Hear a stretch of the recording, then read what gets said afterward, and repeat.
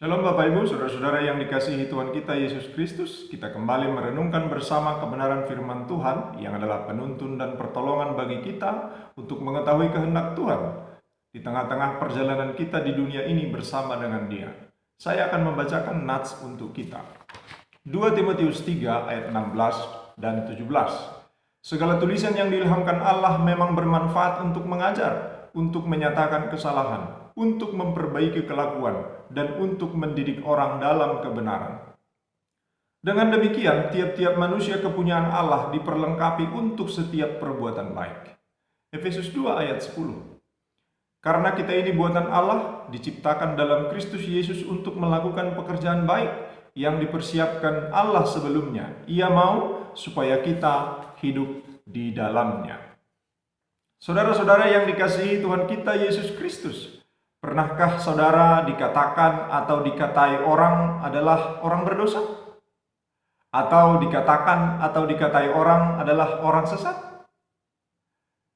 Atau merasa kita sedang dituduh oleh orang lain, mereka menuduh kita orang berdosa? Atau merasa mereka sedang menuduh kita sebagai orang sesat? Kalaupun tidak pernah, seandainya ada orang yang berseru kepada kita, "Hei, kau orang berdosa." Ada orang yang berseru kepada kita, "Hei, kau orang sesat." Bagaimana perasaan kita?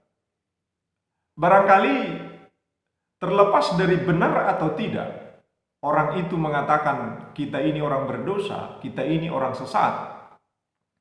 Bukanlah perkara yang mudah bagi kita untuk menerimanya.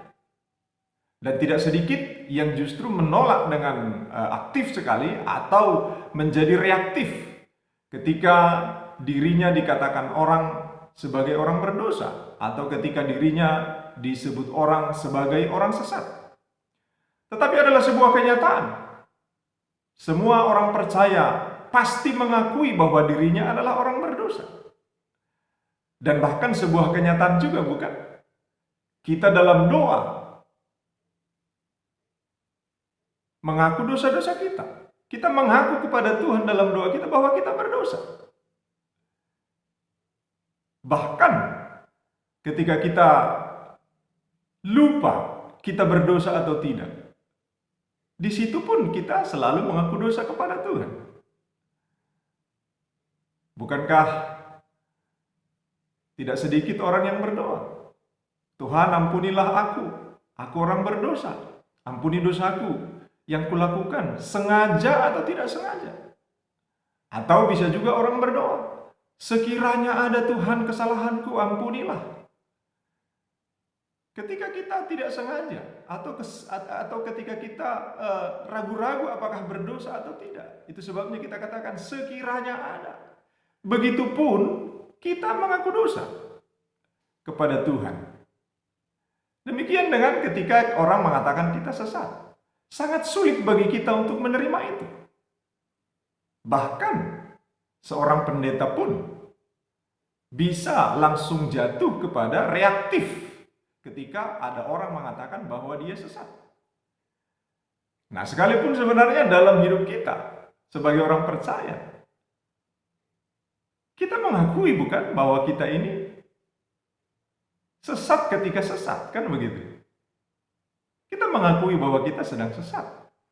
Saudara-saudara, orang tidak mudah untuk menerima, bahkan cenderung untuk menolak atau reaktif ketika dikatakan dia berdosa. Ketika dia katakan dia sedang sesat, walaupun kita bernyanyi juga. Kidung Jemaat 240, "Datanglah ya sumber rahmat." Di sana kita bernyanyi. Apa yang kita nyanyikan? "Yesus cari akan daku, domba binal dan sesat." Kita mengakui kita sesat, bahkan binal. Tetapi ketika orang lain mengatakan kita binal, kita sesat, berapa di antara kita yang bisa menerima itu? Demikian juga dengan ketika kita bernyanyi. Kidung Jemaat 353, "Sungguh lembut Tuhan Yesus memanggil." Kita nyanyikan atau kepada kita diperdengarkan, "Kau yang sesat, marilah." Adakah kita yang protes dengan lagu itu?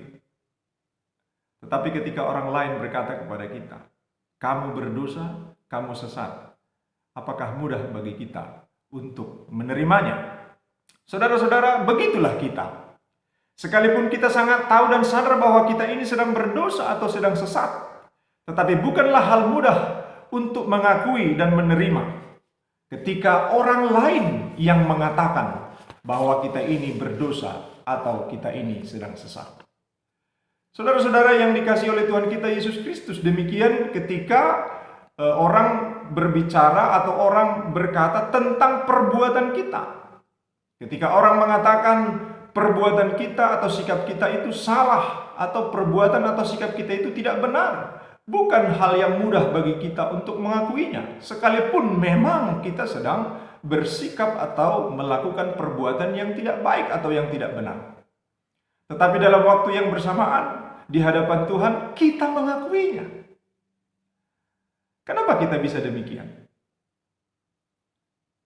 Di hadapan manusia kita sulit mengakui dan menerima. Tetapi ketika berhadapan dengan Tuhan, kita dengan sadar dan dalam kesungguhan mengakui setiap sikap dan perbuatan kita yang telah salah. Saudara, pernahkah kita bertanya, kenapa kita seperti itu? Kalaupun kita tidak tahu jawabannya, kenapa demikian? Yang pasti, kenyataan itu menunjukkan bahwa tidak ada pihak yang paling bisa kita terima ketika mereka mengoreksi kita selain daripada Tuhan. Jika orang lain yang menyatakan bahwa kita ini bersalah, sedang buruk kelakuan, sangat sering ada ruang di hati kita, ruang pembelaan diri. Hati berkata, itu kan menurut dia. Menurut Tuhan belum tentu begitu. Itu kan penilaian dia. Penilaian Tuhan belum tentu begitu tentang aku. Tetapi jika Tuhan yang menyatakan tentang kesalahan kita, menyatakan, membongkar perbuatan-perbuatan kita yang tidak baik, yang tidak benar, siapakah di antara kita yang berani membantahnya atau yang bisa mencari alasan untuk membantahnya, atau yang berani berkata, itu kan penilaian Tuhan. Penilaian Tuhan belum tentu benar. Adakah yang berani berkata demikian? Saudara-saudara yang dikasihi oleh Tuhan kita Yesus Kristus, memang ada kalanya penilaian orang itu bisa salah, walaupun tetap ada ruang mereka benar. Tetapi Tuhan tentu tidak pernah salah dalam menilai kita. Tuhan tentu tidak pernah salah ketika Tuhan menunjukkan, mengatakan, menyatakan bahwa kita sedang salah, bahwa kita sedang sesat. Tentu Tuhan tidak pernah salah. Saudara-saudara yang dikasihi oleh Tuhan kita Yesus Kristus, karena hanya Tuhan yang pasti benar menilai kita, menunjukkan kesalahan kita, kita harus selalu datang kepada Tuhan, bertanya kepada Tuhan, melihat bagaimana Tuhan menilai kita. Saudara-saudara, firman Tuhan dalam nats kita tadi, 2 Timotius 3 ayat 16-17 dikatakan, segala tulisan yang diilhamkan Allah memang bermanfaat untuk mengajar, untuk menyatakan kesalahan, untuk memperbaiki kelakuan, dan untuk mendidik orang dalam kebenaran. Dengan demikian tiap-tiap manusia kepunyaan Allah diperlengkapi untuk setiap perbuatan baik. Saudara-saudara, kita bisa berkata, Tuhan tahu kok apa yang kulakukan. Tuhan tahu apakah yang kulakukan itu salah atau tidak. Apa yang di hatiku ini salah atau tidak, Tuhan tahu. Tetapi bisa dalam waktu yang sama, kita sendiri tidak tahu bagaimana format penilaian Tuhan. Kita sendiri tidak tahu bagaimana cara Tuhan menilai kita. Kenapa kita tidak tahu? Karena kita tidak membacanya dalam firman-Nya. Saudara-saudara yang dikasihi oleh Tuhan kita Yesus Kristus, ketika kita tidak membaca, tidak belajar merenungkan kebenaran firman Tuhan, yang adalah format dan cara Tuhan menilai kita, yang adalah standar dan acuan Tuhan menilai kita, maka sekalipun kita katakan, Tuhan tahu kok apakah yang kulakukan benar atau tidak, Sesungguhnya kita tidak akan pernah tahu betul apakah yang kita lakukan benar atau tidak, selama kita tidak belajar untuk merenungkan kebenaran firman Tuhan, yang adalah petunjuk Tuhan, yang adalah di mana Tuhan menyatakan cara dan standarnya Dia menilai kita. Saudara-saudara yang dikasihi oleh Tuhan kita Yesus Kristus,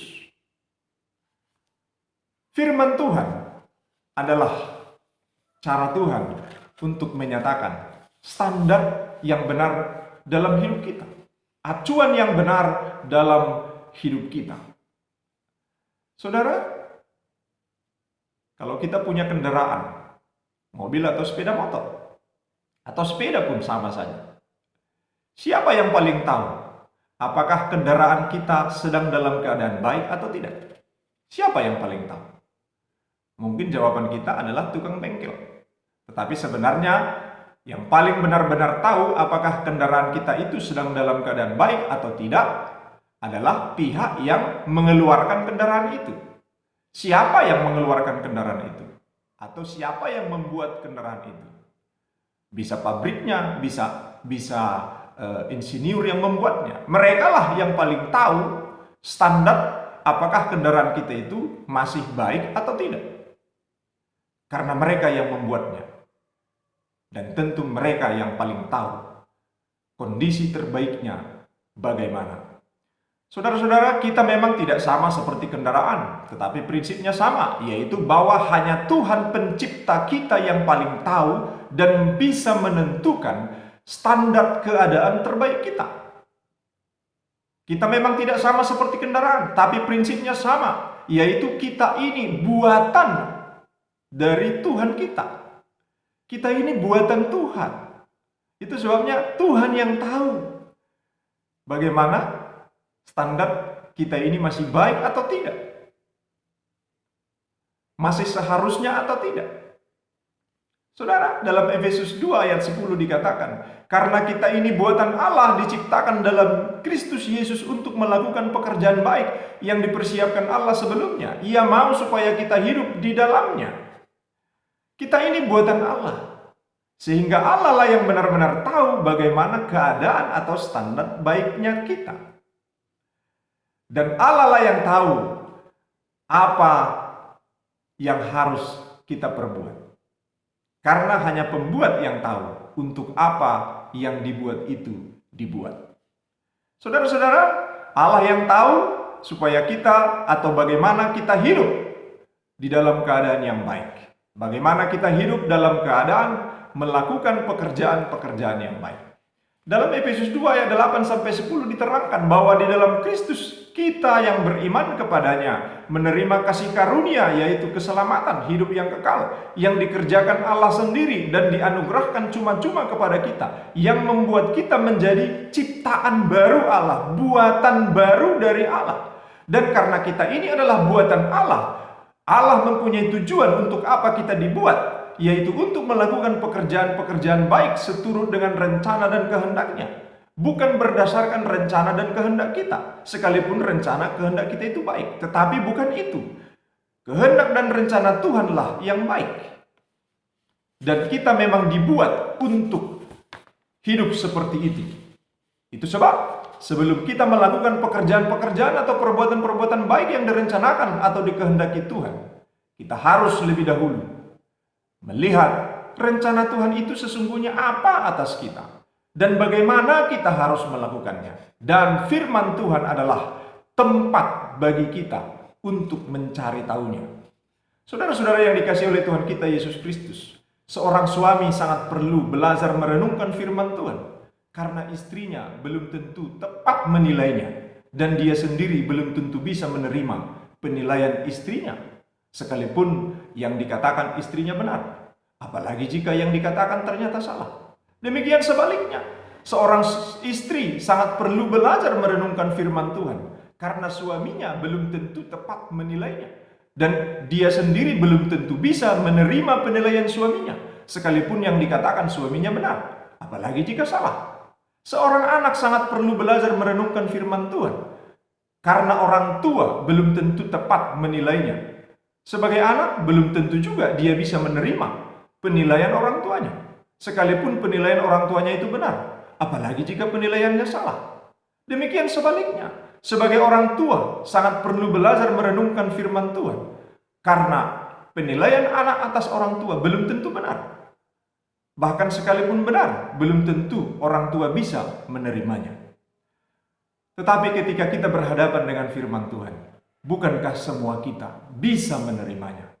Ketika firman Tuhan kita perhadapkan dengan hidup kita, ketika kita merenungkannya, bukankah semua kita tidak ada yang bisa menolaknya? Karena itu, kita sungguh memerlukan perenungan-perenungan akan firman, sehingga kita bisa mendapatkan penilaian atas kita, tuntunan atas kita, sehingga kita berada dalam standar seharusnya seperti awalnya Tuhan membuat kita. Seperti yang Tuhan kehendaki ketika Dia membuat kita. Saudara-saudara yang dikasihi oleh Tuhan kita Yesus Kristus, dalam 2 Timotius 3:16 nas kita tadi dikatakan bahwa segala tulisan yang diilhamkan oleh Allah itu memang bermanfaat. Firman Tuhan itu memang bermanfaat.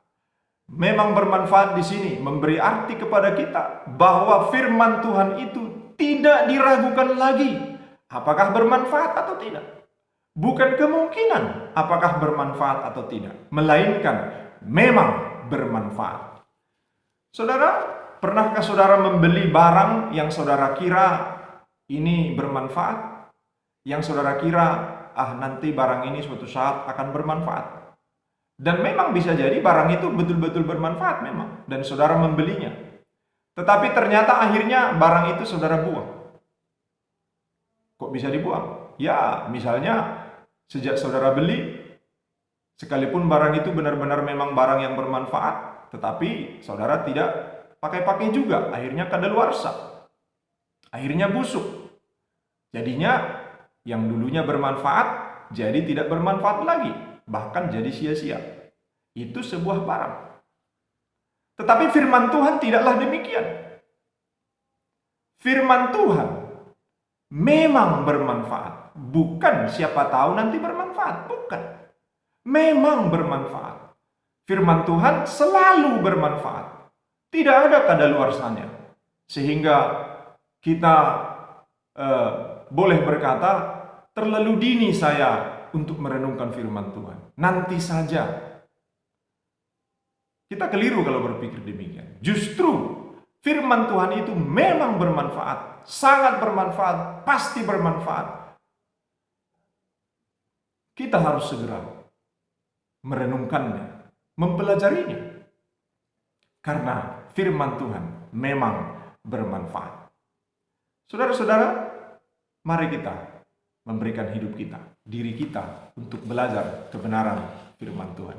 Karena itu yang akan menuntun kita sebagaimana firman-Nya, mengajar kita, menyatakan kesalahan kita, memperbaiki kelakuan kita, dan mendidik kita dalam kebenaran. Kiranya Tuhan menolong kita. Amin.